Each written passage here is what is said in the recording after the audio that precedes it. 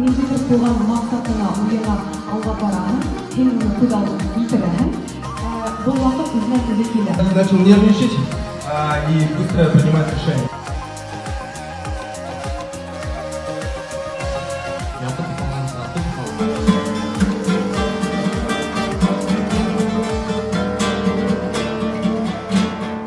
Коротко скажу, наверное, про проект. Эльвира большой молодец, потому что сделала очень замечательный и хороший собирательный проект башкирской молодежи.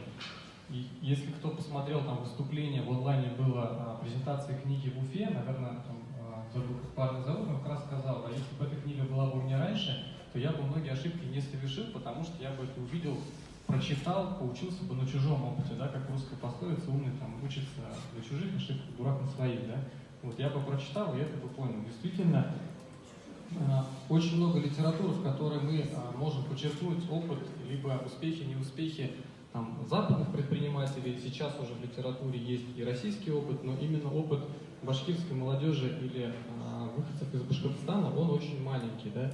И вот эта книга, на самом деле, я считаю, что первый такой луч и первый стрим, который позволит другим авторам или желающим об этом рассказать или развить это направление, быть смелее и не бояться того, что вот это будет неинтересно. Это интересно и полезно. Вот, за что, Эльвир, тебе большое-большое спасибо, ты молодец.